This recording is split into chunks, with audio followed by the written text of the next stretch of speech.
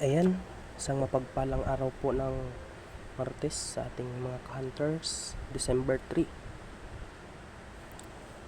Ito po ang aking mga nakuha sa araw po na ito.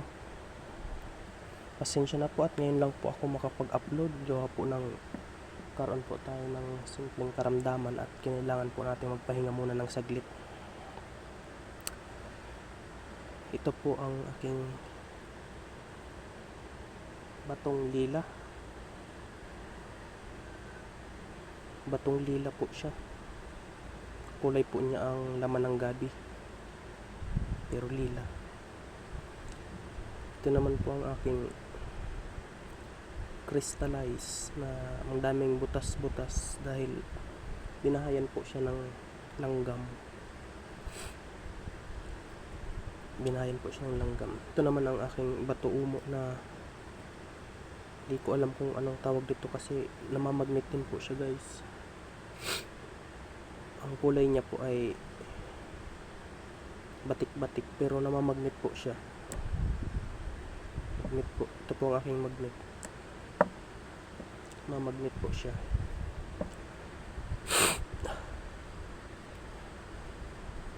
Ito naman ang kulay dilaw na bato pero ang laman niya ay crystallize. Comment guys kung ano po ang tawag sa inyo nito.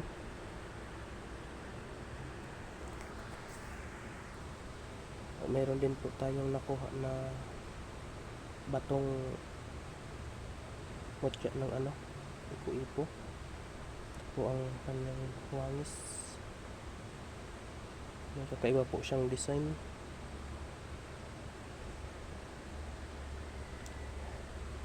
Ito naman po ay patong green o jade. Nagpasan po ang ilaw niyan, kaya lang di ko po nalinisan gawa ng brown out po sa baba. Hindi po malinisan. Batong jade po ito. Ito naman po ay uod. Uod na naging bato. Kulay brown. Kulay putik siya. Ito ang wangis niya. May mata, may ulo siya. Ulo, bibig niya to.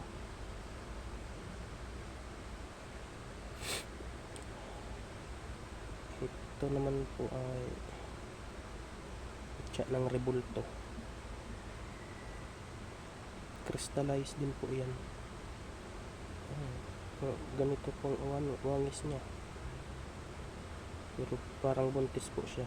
Pero pwede din siyang parang rebulto na may kilik na anak.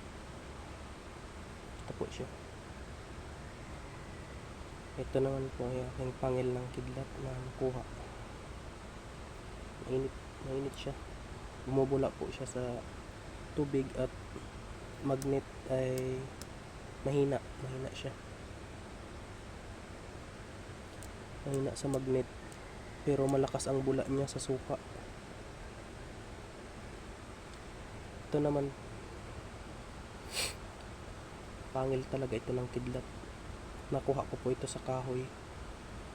Nakadikit to po siya. Ito pa nga po ang ng kahoy niya. Ang ng kahoy.